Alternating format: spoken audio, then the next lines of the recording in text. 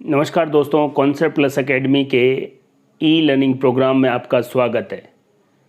दोस्तों, इस वीडियो में हम बात करेंगे पैरामीशियम के बारे में। आइए पैरामीशियम के बारे में बात करते हैं। पैरामीशियम किस फाइलम का सदस्य है, ये देखिए। पैरामीशियम फाइलम प्रोटोजोआ का सदस्य है। प्रोटोजोआ जो फाइलम है उसका मेंबर है पैरामीशियम, और इसकी क्लास है सीलिएटा। क्लास भी आपको याद रखनी है।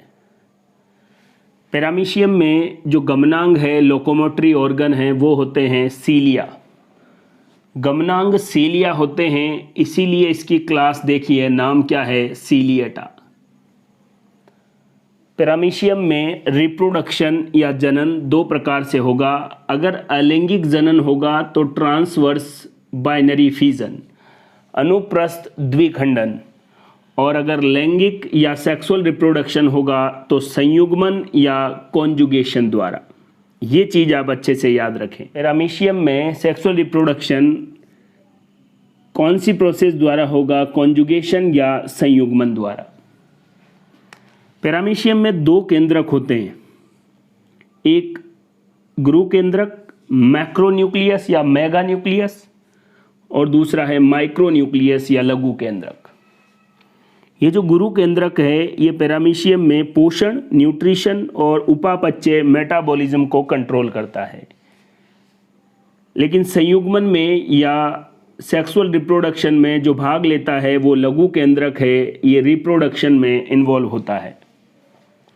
आपसे सवाल पूछे कि पैरामीशियम में कौन सा केंद्रक, माइक्रो न्यूक्लियस लघु केंद्रक रिप्रोडक्शन में, और मेगा न्यूक्लियस न्यूट्रिशन और मेटाबॉलिज्म में। दो केंद्रक होते हैं पैरामीशियम में।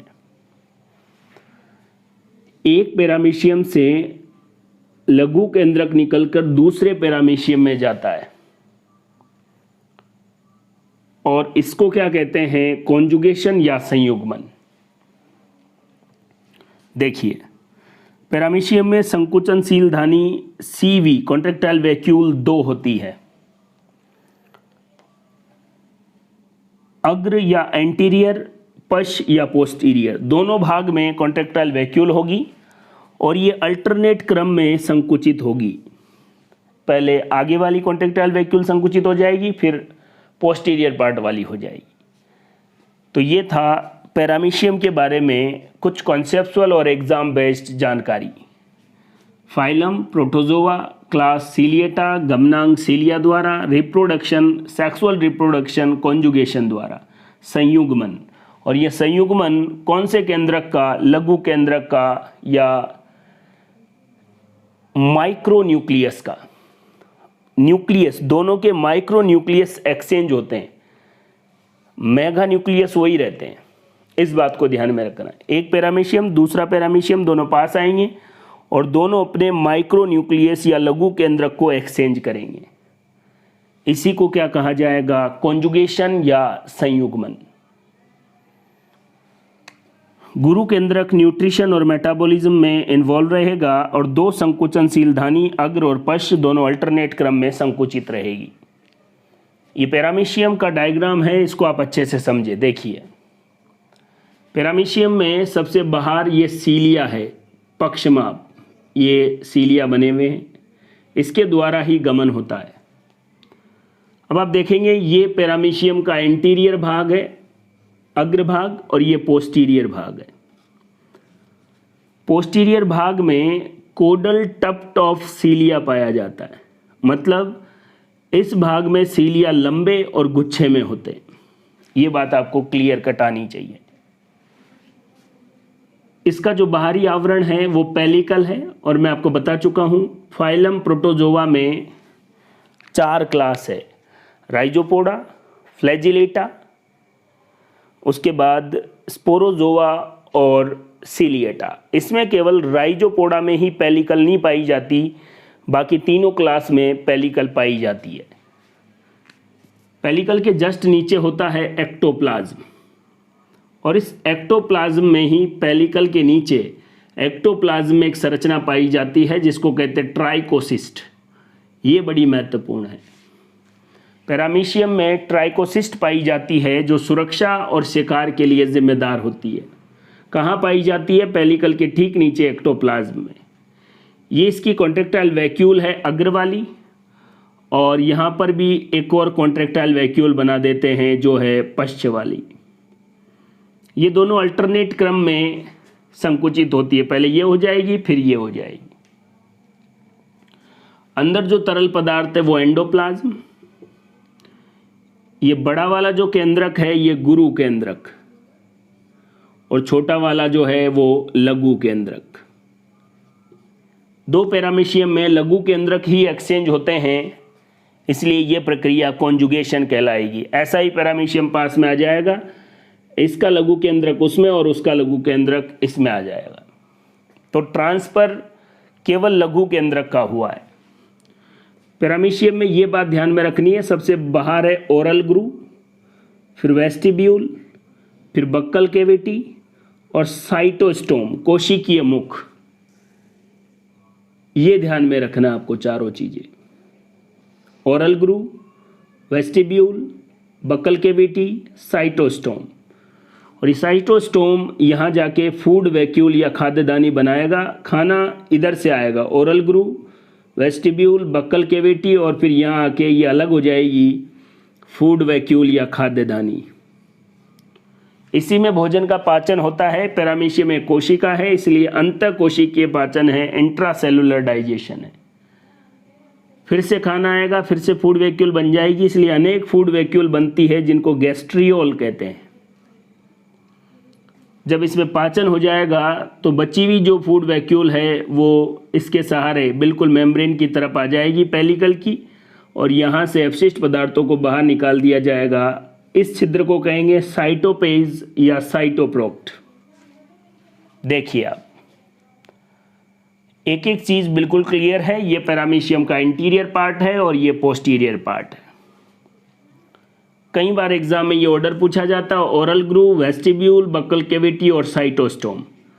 ये भी पूछा जाता है साइटोपेज या साइटोप्रोक्ट, जहाँ से अपशिष्ट पदार्थ बाहर निकलते हैं।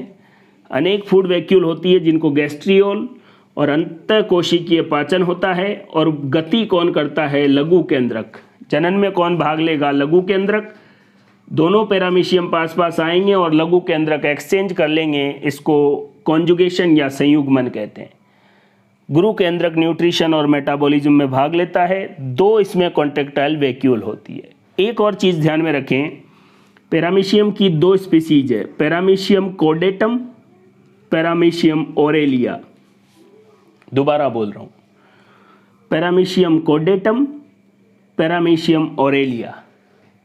पैरामीशियम कोडेटम में एक गुरु केंद्रक एक लघु केंद्रक होता है, लेकिन पैरामीशियम ओरेलिया में एक गुरु केंद्रक और दो लघु केंद्रक होते हैं। इस बात को भी आपको ध्यान में रखना है। तो पैरामीशियम के बारे में ये जानकारी आपको अच्छे से याद रखनी है। एक बार फिर बता रहा हूँ, फाइलम प्रोटोजोआ, क्लास सीलिएटा, गमनांक सीलिया द्वारा लैंगिक जनन कॉन्जुगेशन। दो पैरामीशियम पास में लघु केंद्रक एक्सचेंज कर लेते हैं। लघु केंद्रक रिप्रोडक्शन में भाग और गुरु केंद्रक न्यूट्रिशन और मेटाबॉलिज्म में। दो संकुचनशील धानी होती है, एंटीरियर और पोस्टीरियर, अल्टरनेट क्रम में संकुचित होती है। ट्राइकोसिस्ट एक्टोप्लाज्म में पाया जाता है जो सुरक्षा और शिकार के लिए जिम्मेदार। बहुत सारी फूड वैक्यूल जिनको गैस्ट्रियोल, कोडल टफ्ट ऑफ सील या पोस्टीरियर एंड पर, और इधर ही साइटोप्रोक्ट और oral groove, vestibule, buccal cavity और साइटोस्टोम ये ऑर्डर होता है। और बाहरी आवरण सीलिया के जस्ट नीचे पेलिकल है और पाचन अंतःकोशिकीय पाचन। पैरामीशियम कोडेटम में एक गुरु केंद्रक एक लघु केंद्रक, और पैरामीशियम ओरेलिया में एक गुरु केंद्रक और दो लघु केंद्रक होते हैं। पैरामीशियम से ही जुड़े हुए कुछ और महत्वपूर्ण क्वेश्चन देखिए। एक तो आप याद रखें, oral groove, vestibule, buccal cavity और साइटोस्टोम, इसी ऑर्डर में ये फूड इंजेक्शन इंस्ट्रूमेंट, भोजन अंतःग्रहण का यंत्र समझ लीजिए आप इसे, या इंस्ट्रूमेंट कह लीजिए।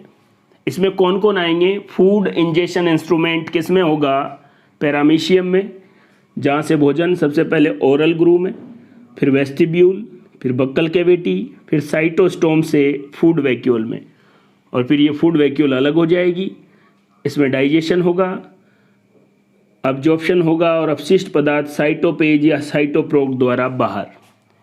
ये भी महत्वपूर्ण है साइटोप्रोक्ट, कोशिकीय गुद कहते हैं इसको। एक पैरामीशियम से एग्जाम में आने वाला क्वेश्चन है, पैरामीशियम दो प्रकार के होते हैं, किलर पैरामीशियम और सेंसिटिव पैरामीशियम। ऐसे पैरामीशियम जिनमें कप्पा कण पाए जाते हैं वो किलर, और जिनमें नहीं पाए जाते वो सेंसिटिव पैरामीशियम होते हैं। और ये कप्पा कण डीएनए या आरएनए के बने होते हैं, और इनमें एक विषाक्त पदार्थ होता है पैरामीशिन। एक और क्वेश्चन है, पैरामीशियम में सर्वाधिक स्पष्ट साइक्लोसिस चक्रीय गतियां दिखाई देती है। कौन सी गतियां?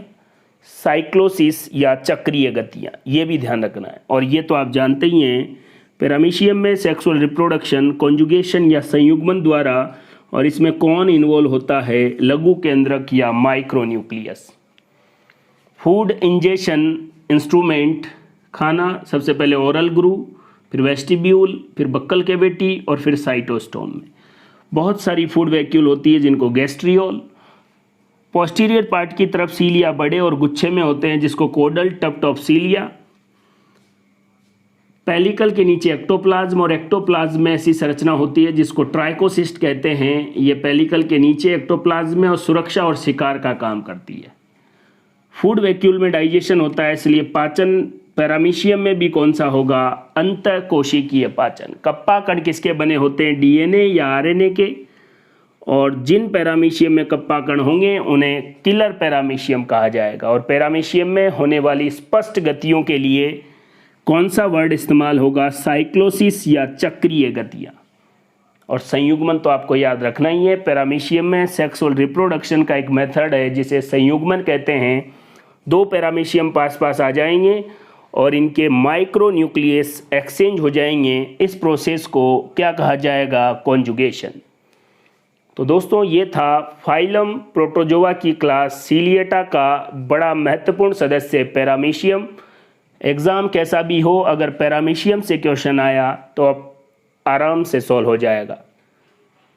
पैरामीशियम को अच्छे से समझो, इसके नोट्स बनाओ, और क्लासिफिकेशन जो हम पढ़ रहे हैं इसका एक ही तरीका है, हर वीडियो में मैं आपको बता रहा हूँ नोट्स बनाओ और इन्हीं नोट्स को बार बार रिवाइज करो। एग्ज़ाम कोई भी हो, नोट्स यही होने चाहिए क्लासिफिकेशन के, और इनको ही बार बार रिवाइज करना है, तभी जाके आपको याद रह पाएगा।